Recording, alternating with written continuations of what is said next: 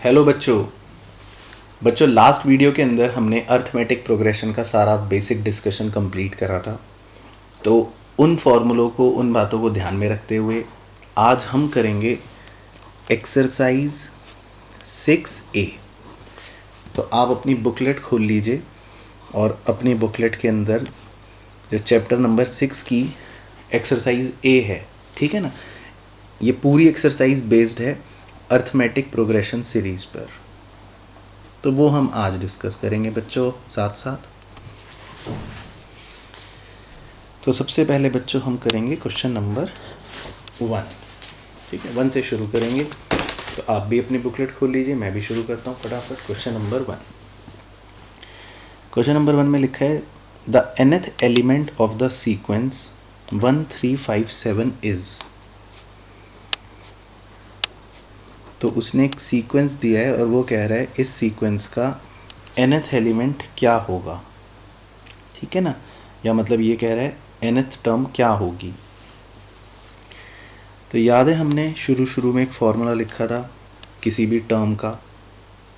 तो nth term का formula क्या होता है, a plus n-1 into D. तो अब इसके अंदर बच्चों a क्या है, पहली टर्म 1।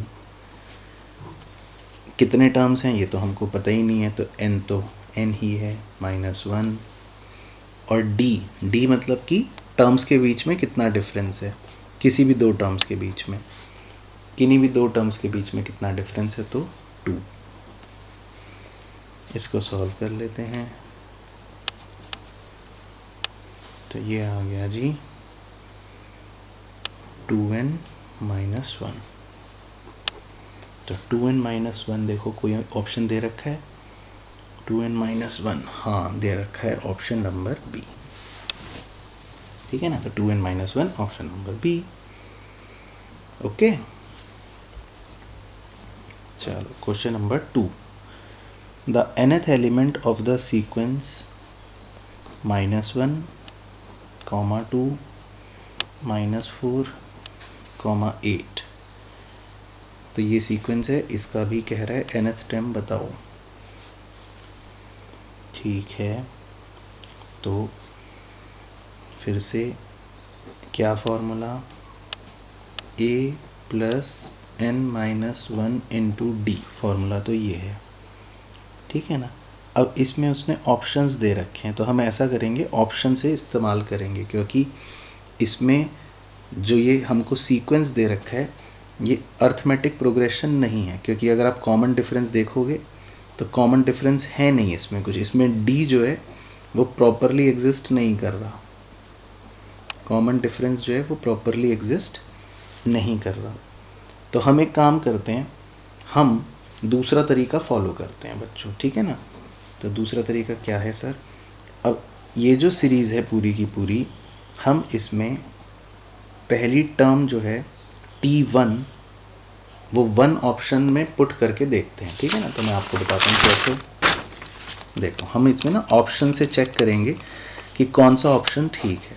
तो पहले मैं ए ऑप्शन देख रहा हूँ कि ए ऑप्शन क्या लिखा है। ए ऑप्शन लिखा है -1 की पावर n इंटू 2 इंटू 2 की पावर n-1। तो अगर मान लो nth टर्म ये है, ए ऑप्शन के हिसाब से nth टर्म ये है, तो फर्स्ट टर्म क्या होनी चाहिए, तो -1 इंटू 1, n की जगह 1 पुट कर दो, 2 इंटू n की जगह 1 पुट कर दो। तो इसको सॉल्व कर लो, तो ये कितना आ जाएगा, -1 इंटू 2 की पावर 0, 2 की पावर 0 तो 1 ही हो गया, तो यानी -1। उसके बाद टर्म 2, अगर ऑप्शन नंबर ए की nth टर्म ये है, तो सेकंड टर्म क्या होगी, एक बार n की जगह 2 पुट करके देखते हैं, -1 की पावर 2, 2 की पावर 2 -1। तो ये हो गया -1 का स्क्वायर तो 1 हो गया, और 2 की पावर 1 2 हो गई, तो यानी ये बन गया 2। टर्म 3 क्या होगी वो पुट करके देखते हैं, n की जगह 3, -1 की पावर 3 इंटू 2, 3 माइनस 1, माइनस 1 का क्यूब तो -1 इंटू 2 की पावर 2 यानी 4, ये हो गया -4। और टर्म 4, तो n की जगह 4 पुट करके देखते हैं।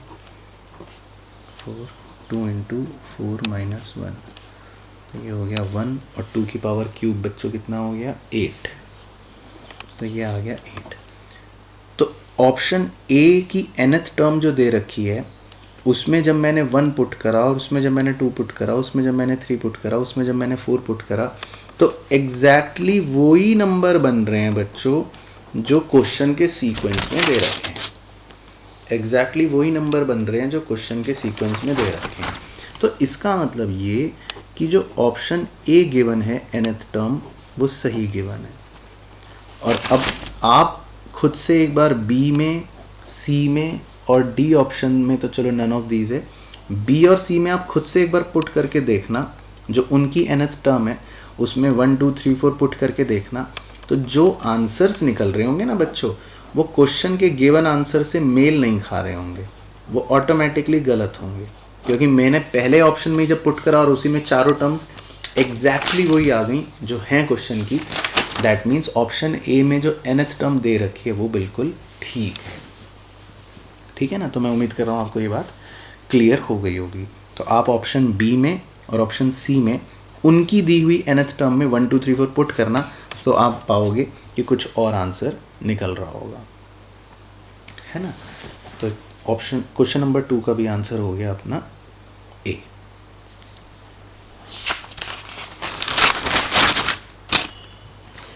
इसके बाद क्वेश्चन नंबर 3, क्वेश्चन नंबर 3 करते हैं फटाफट। इसमें लिखा है सिग्मा, नीचे लिखा है i इज इक्वल टू 4 और सिग्मा के ऊपर लिखा है 7, फिर 2i minus 1, under root 2i minus 1, तो 2i माइनस 1 ये दे रखा है, तो लिखा है कैन बी रिटन एज। ठीक है, तो इसका मैं मीनिंग समझा देता हूँ बच्चों।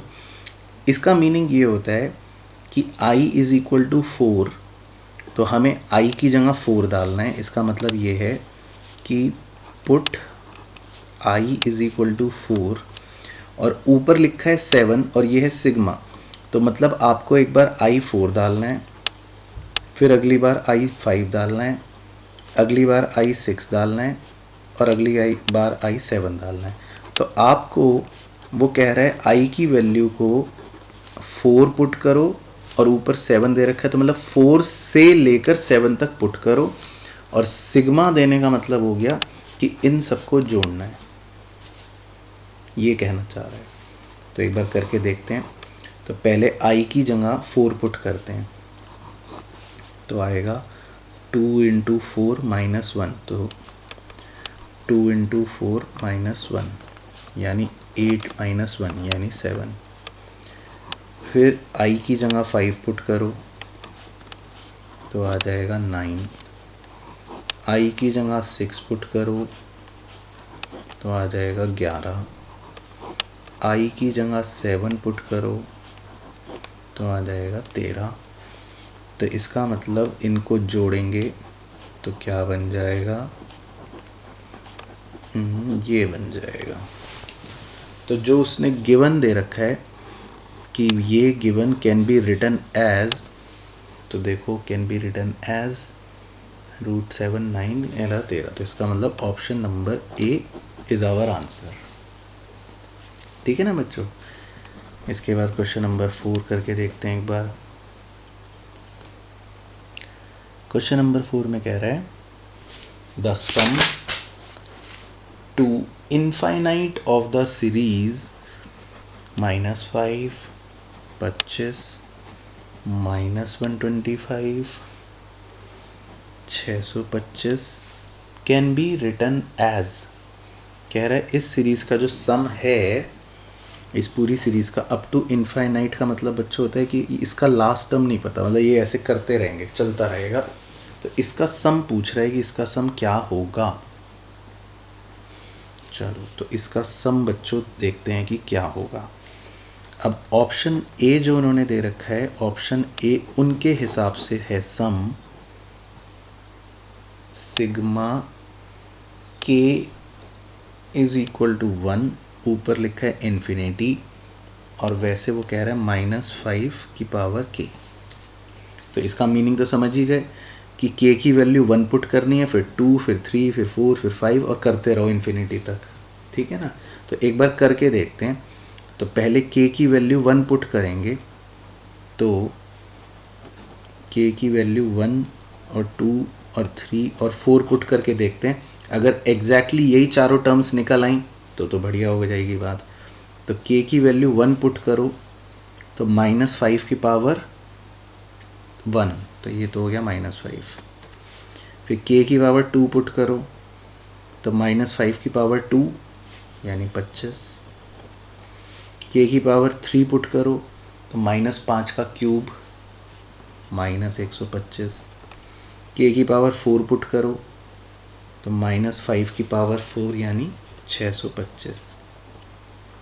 तो इसका मतलब ऑप्शन ए जो दे रखा है बच्चों वो बिल्कुल हमें सही दे रखा है, यानी कि ये जो है इसको हम कैसे भी लिख सकते हैं, ऐसे भी लिख सकते हैं। तो जब हम इनको जोड़ेंगे अगर, और उसको मैं ऐसे ही लिख दूं कि ऐसे जोड़ो, तो सेम ही बात आ रही है। तो इसमें भी ऑप्शन ए जो है वो हमारा ठीक हो गया। तो आप खुद से अपने सेटिस्फैक्शन के लिए बी और सी जो दे रखे हैं उसमें पुट करके देखना 1 2 3 4, ये चारों टर्म्स एग्जैक्टली सेम नहीं निकलेंगी। तो इसका मतलब ये ऑप्शन गलत है। इसके बाद क्वेश्चन नंबर 5।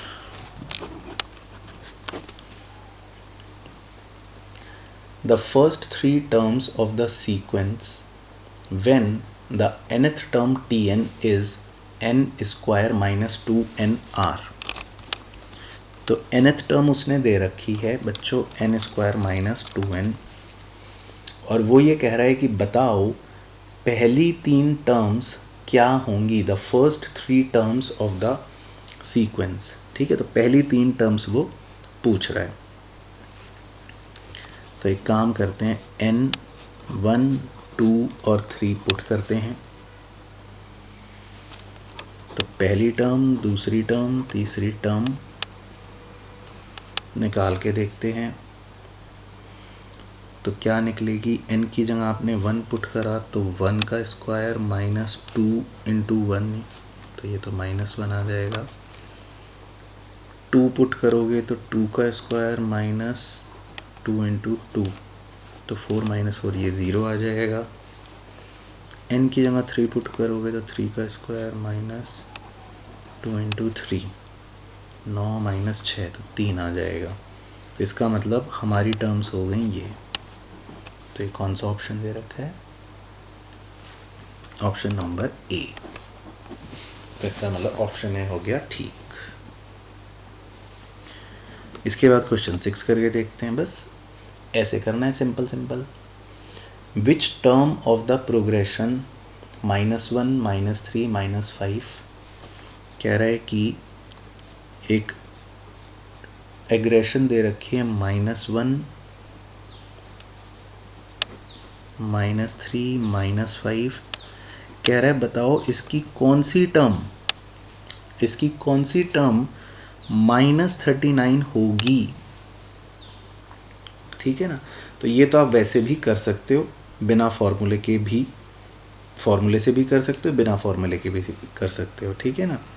तो जैसे पहले बिना फॉर्मूले के बता देता हूँ भाई, -1 है, -3 है, -5 है। इसके बाद आपको पता ही अगले कौन से आने, -7 -9 -11 -13 -15 -17 -19 -21 -23 -25 -27 -29 -31 -33 -35 -37 और -39। तो अब ये पूछ रहा है कि बताओ ये कौन सी टर्म है। तो गिनती कर लेते हैं, 1 2 3 4 5 6 7 8 9 10 11 12 13 14 15 16 17 18 19 20। तो जो 20th टर्म है, जो 20th टर्म दे रखी है वो है -39। तो हम ऐसे भी कर सकते हैं, और अदरवाइज़ जो nth टर्म का फॉर्मूला है आप वो भी लगा के n फाइंड आउट कर सकते हो। nth टर्म आपको पता है -39, a की भी आपको पता है -1, n आपको निकालना है, और d भी आपको पता है -2। ठीक है ना। तो ये आप चाहो तो ये भी फॉर्मूला पुट कर सकते हो। तो अगर आप इस फॉर्मूले को भी सॉल्व करोगे तो n की वैल्यू 20 ही आ जाएगी। तो इसका मतलब 20th टर्म जो है दैट इज़ योर -39। तो फॉर्मूले से ही करना ज़्यादा बेहतर है, ऐसे थोड़ा लंबा हो गया, लेकिन मैंने सिर्फ डेमो के लिए दिखाया। तो ऑप्शन नंबर बी। ठीक है जी। इसके बाद क्वेश्चन नंबर 7। तो किसी से भी कर सकते हो बच्चों आप पिछला क्वेश्चन। चलो क्वेश्चन नंबर 7 क्या कह रहा है? The value of x such that 8x + 4, 6x - 2,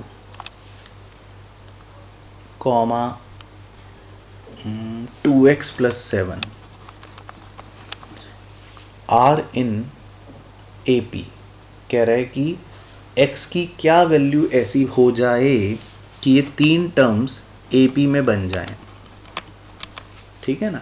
तो बच्चों 3 टर्म्स जो AP में बनती हैं, या 3 टर्म्स जो AP में होती हैं, उनकी मैंने एक प्रॉपर्टी लिखवाई थी कि जो बीच वाली टर्म है वो बाजू की 2 टर्म्स का क्या होता है, एवरेज होता है ना, ये लिखा था। तो अगर ये 3 टर्म्स को AP में होना है तो प्रॉपर्टी यही होगी कि जो बीच वाली टर्म है वो बाजू की दोनों टर्म्स का एवरेज बन जाए। ठीक है ना। बस तो अब इसको आप सॉल्व करके देख सकते हो। तो एक बार आप आगे बढ़ो।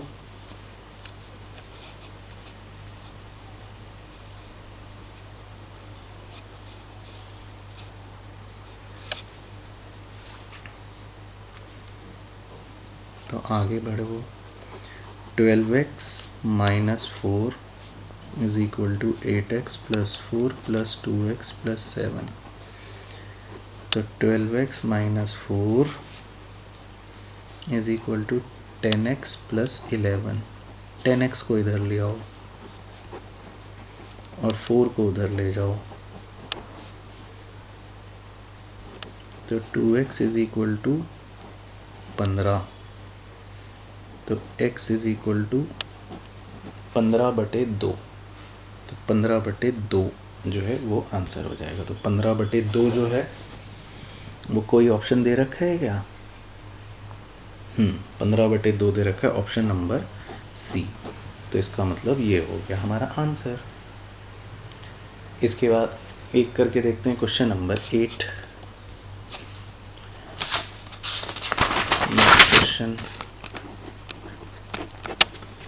क्वेश्चन नंबर 8 क्या दे रखा है? The mth term of an AP is n। mth term is n। ठीक है ना। तो mth टर्म मतलब कि जो mth टर्म होगी वो n है, और फिर दे रखा है and nth term is m, और nth टर्म जो है वो हमें m दे रखी है, यानी कि जो Tn है nth टर्म वो m दे रखी है। The rth term of it is, कह रहा है कि आप इसकी rth टर्म निकालो,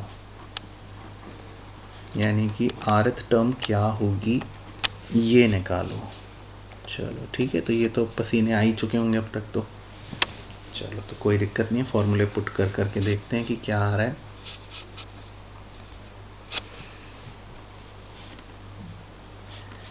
तो बच्चों जी mth टर्म जो है, mth term is equal to n।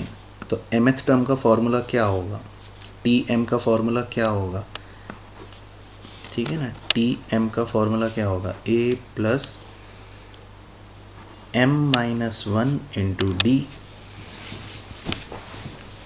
यही होगा। और mth टर्म tm हमको n दे रखी है, तो इसकी जगह n पुट कर लिया, n इंटू डी। तो ये तो हो गई हमारी एक इक्वेशन। इसी तरह nth term is equal to m दे रखा है, तो nth टर्म का फॉर्मूला क्या होगा, a plus n minus one into D. और nth टर्म की वैल्यू हमें m दे रखी है, तो इसकी जगह n पुट कर लिया। ठीक है ना। अब थोड़ा सा सॉल्व करते हैं दोनों को, एक बार कलाकारी करके देखते हैं। Let's see. तो n is equal to a plus m minus one into D, और m की वैल्यू यहाँ है is a plus n minus one into D. तो ऐसा करते हैं, m की ये जो वैल्यू है, इस m की वैल्यू को मैं यहाँ m के अंदर डाल देता हूँ। तो क्या बन जाएगा, n is equal to a plus, अब m की जगह ये पूरा आ जाएगा, a plus n minus one into D, ये m की जगह आ गया, माइनस वन इंटू डी। ठीक है, आई होप आपको समझ आया हो। अब इसमें थोड़ी कलाकारी करके देखते हैं कि क्या बन रहा है। Let's see. a plus d open करेगा, n D minus d minus one into d. A plus d का ब्रैकेट ओपन कर लो, a d plus n d square minus d square minus D.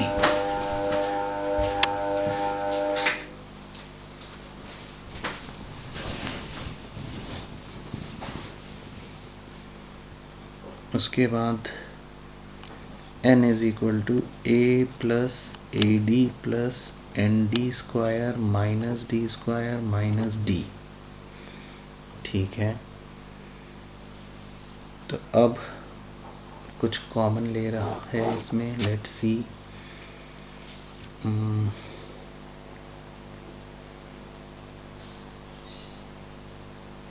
तो हम चाहते हैं d की terms में आ जाए। चलो तो कर, या चलो छोड़ो, ऐसा नहीं करते, ये मेथड नहीं अपनाते सब्स्टिट्यूशन, इसमें थोड़ा लेंदी होगा। ठीक है ना, इसमें बच्चों ज़्यादा लेंदी हो जाएगा, तो इसको अवॉइड करते हैं। तो इक्वेशंस जो थी ना, उनको माइनस कर लेते हैं, वो ज़्यादा बेहतर है। ठीक है, तो एक बार मैं रीस्टार्ट कर रहा हूँ।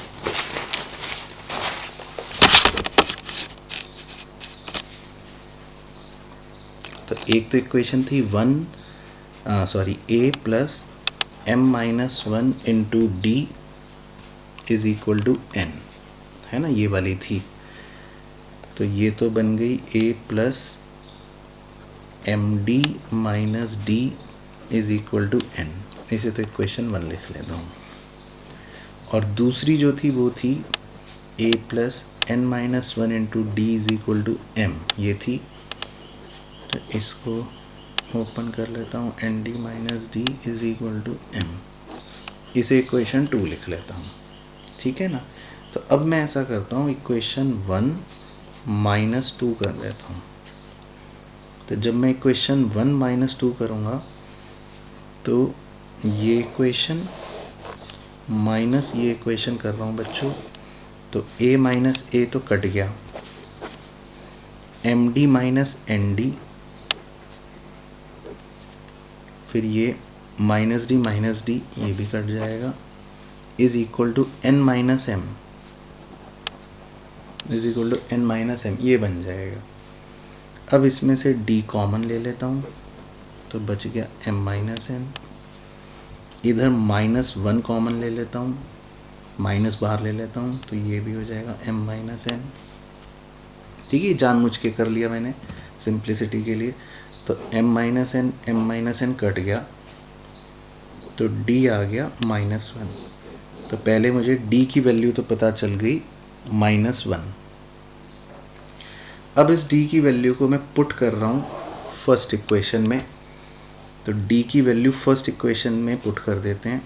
फर्स्ट इक्वेशन थी a plus m into D minus D is equal to n। ठीक है ना, ये इक्वेशन थी। इसको आगे सॉल्व करते हैं। ये बन जाएगी a minus m plus 1 is equal to n। तो a बन जाएगा, इन दोनों को उधर ले जाते हैं, n प्लस m माइनस 1। तो ये आ गया a। तो बच्चों अपने पास d आ गया -1 और a आ गया ये, ठीक है, पहले यहाँ तक निकाल लिया। अब जो फाइनली हमें फाइंड करना था, उसने कहा था rth टर्म निकालो, है ना। rth टर्म का फॉर्मूला क्या, a plus r minus 1 into D. तो a की जगह तो ये पुट कर दो, a की वैल्यू, प्लस r तो हमें पता नहीं है -1, और इंटू डी, डी की जगह पुट कर दो, क्या निकाली थी d की वैल्यू -1। तो ये पूरी गणित को सॉल्व करके देखते हैं एक बार। तो n प्लस m माइनस 1 से मल्टीप्लाई होगा माइनस r प्लस 1। तो +1 -1 तो कट गया, तो nth टर्म आ रही है n plus m minus r। तो ये आ रही है। तो ये कोई ऑप्शन दे रखा है हमें, तो ये ऑप्शन दे रखा है m plus n minus r, option D दे रखा है। ठीक है, तो इसका मतलब बच्चों इतनी मेहनत के बाद हमारा ऑप्शन नंबर आ रहा है आंसर डी। चलो ठीक है ना। तो ये थे बच्चों क्वेश्चन नंबर 8।